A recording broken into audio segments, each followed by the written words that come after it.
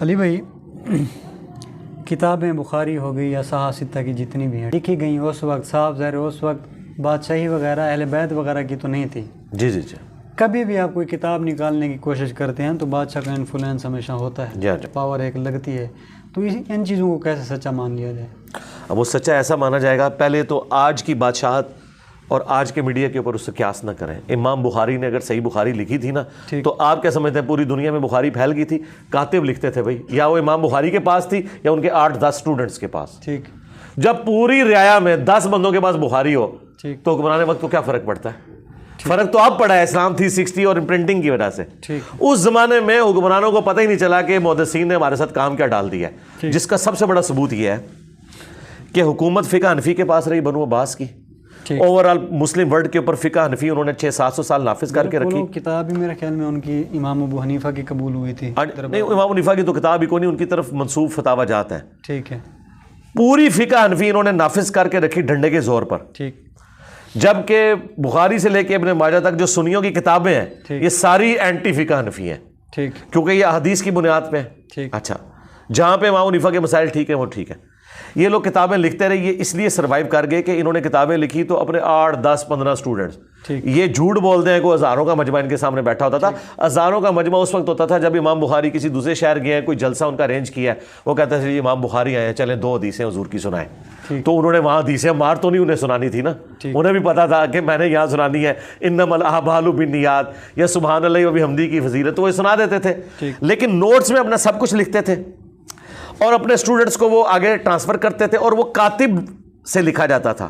کاتب کتنی نقلیں تیار کرے گا؟ وہ نقلیں نہ گورنمنٹ لیول کے اوپر رائج ہوتی تھیں، انڈیویجول نوٹس تھے. ان کو جو عروج ملا ہے نا وہ سرکار یہ آپ جس ایرا میں آئے ہیں نا اس میں عروج ملا ہے. اور ابھی دیکھیں فقہ حنفی کا زور ٹوٹ گیا. یعنی پاکستان انڈیا بننے سے پہلے تک فقہ حنفی نے پوری دنیا پہ پنجے جمائے ہوئے تھے. یہاں پہ مغل حنفی، وہاں پہ سلطنت عثمانیہ حنفی. مجھے بتائیں قرآن و حدیث والوں کے لیے تو دنیا میں جگہ ہی کوئی نہیں تھی، اور شیعہ تو بیچارے شیعہ ہی کوئی نہیں، ان کو تو کسی کھاتے میں نہیں مانتے تھے. کعبے میں انہوں نے 4 مسئلے ڈالے، شیعہ کا کوئی مسئلہ ہی نہیں ڈالا، 4 ہی سنیوں کے ڈال دیے، حنفی، شافعی، مالکی، حنبلی. یہ جمود جو ٹوٹا ہے نا، یہ اب خلافت علی منہاج النبوہ دوبارہ واپس آنی ہے، اس کے لیے معاملہ ٹوٹا ہے. مسلمان تھے، انہوں نے فقہ لی بھی ہے، یہ 4 اپنے بنا کے لگا دیے بھی. یہ تو انشاءاللہ آپ دیکھیں گے نا تو دیکھیں جس کو سمجھ آ گئی ہے وہ پھر اس طرح کے جملے بولتا ہے نا، یہ کیسے مسلمان ہے.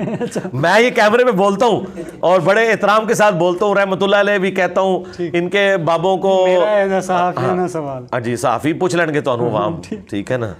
تنو کرچیا کنے بنایا بیچ انہوں نے پھر کلپ چڑھا دینا ہے تنو کس ماچا بنایا کرچیا. میں نے ایک بار پوچھا تھا کسی بریلوی حضرات سے کہ جناب وہ 12 امام شیعہ کہتے ہیں مانتے ہیں تو ہمارے ادھر 4 ہیں، ٹھیک ہے، تو وہ کہتے ہیں کہ جی وہ 12 کوئی نہیں، انہوں نے بس ایم ہی بنا لیا. نہیں، یہ سنیوں کا موقف نہیں، بالکل جھوٹ ہے. مجھے کہا تھا نہیں وہ غلط کہا ہے انہوں نے. اہل سنت 12 اماموں کو مانتے ہیں. جب پھر بعد میں طاہر القادری صاحب کا بیان آیا تھا، پھر انہوں نے طاہر القادری صاحب نے تو ایک سمجھ لیں صدیوں کا جمود توڑا ہے. ہاں جی. اس حوالے سے ڈاکٹر طاہر القادری صاحب، مولانا مودودی، مولانا اسحاق، یہ 3 بندے ایسے ہیں جنہوں نے سنی شیعہ جو دراڑ تھی اس کو فل کیا اور اس کو اپنے منطقی انجام پہ ہمارے اس پلیٹ فارم نے پہنچایا. اب وہاں پہ واپس آئے. وہ جو آپ کہہ رہے تھے نا کہ حکمرانوں کا انفلوئنس، اگر انفلوئنس، میں نے تو لاجیکلی ثابت کیا کہ حکمرانوں تک بات پہنچ نہیں، انفلوئنس کیا ہونا ہے، کیونکہ 4-5 کاپیاں بخاری کی، آگے کیا لینا دینا. اچھا، اور اگر بھی پہنچتا بھی ہے، آپ سمجھیں کہ اس کے باوجود بھی ہو سکتا ہے کوئی ایک نسخہ چلا گیا ہو، تو ہم کہتے ہیں کہ پھر اہل بیت کی شان میں حدیثیں کیوں ہیں بخاری مسلم میں؟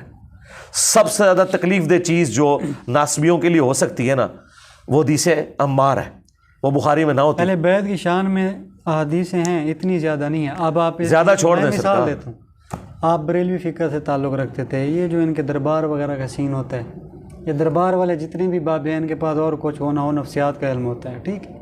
یہ جب اپنی دستاریں وغیرہ بانٹتے ہیں تو 10-20 دستاریں ان لوگوں کو دیتے ہیں جو پیسے والے ہوتے ہیں، جو چندہ دیتے ہیں، ٹھیک. 4 سے 5 ان کو لازمی دیں گے تو صحیح معنوں میں حقدار اور نیک پاک سب پارسا عوام میں مشہور ہوں گے. ٹھیک ہے. تو حدیث میں اہل بیت کا ذکر، جی میں اس کو یوں کاؤنٹر تھا. جی میں اس کا بھی کاؤنٹر کرتا ہوں. یہ میں بات آپ کی درست مان لوں. ٹھیک. جب یہ 2 نمبریاں کر رہے ہوتے ہیں تو دنیا میں سیانے لوگ موجود ہوتے ہیں نا جو 2 نمبری ان کی پکڑ لیتے ہیں. تو مجھے بتائیں امام بخاری، امام مسلم کی یہ 2 نمبری اس زمانے میں کس نے پکڑی ہے؟ کسی نے ہائی لائٹ کی ہو؟ یا آج کوئی ہائی لائٹ کر کے بتائے. ٹھیک. دوسری بات, ان لوگوں نے تو اپنی لائف سٹیک پہ لگوائی ہے ان چیزوں کی وجہ سے. امام نسائی شہید کیوں ہیں؟ خصائص علی لکھنے کی وجہ سے. ہو گئے نا یار, ایک بندہ اپنی جان دے کے منوا رہا ہے کہ میں شیعان علی میں سے ہوں, اب آپ کہیں کہ نہیں اس نے ڈکوسلا کیا ہے, ایویں حضرت علی کے فضائل لکھ دی ہیں. اگر امام نسائی جس نے اپنی جان دی ہے حضرت علی کے دفاع میں, اگر وہ آپ کو یہ بتائے کہ حضرت ابو بکر, عمر, عثمان بھی نبی علیہ السلام کے سچے محبین تھے, چاہنے والے تھے اور خلفائے راشدین تھے, تو ان کی بات نہیں پھینکی جا سکتی, کیونکہ اس شخص نے اپنی جان دی ہے. جو بندہ اپنی جان دے دیتا ہے, اب آپ اسے کیا گلا کریں گے کہ وہ دو نمبری کر رہا ہے. اور یہی بات میں اپنے لیے بھی کرتا ہوں کہ میں نے اہل بیت کے دفاع میں اپنی لائف سٹیک پہ لگائی ہوئی ہے. میرے بارے میں تو کوئی گمان نہ کرے کہ میں سب کچھ دکھلاوے کے لیے کر رہا ہوں. میں نے تو اہل البیت کا وہ دفاع کیا ہے کہ اللہ کے فضل سے صدیوں میں کسی شخص نے اتنی دلیری کے ساتھ نہ سنی نہ شیعہ میں اتنی جرت کی ہے کہ وہ دفاع کر سکے. ٹھیک.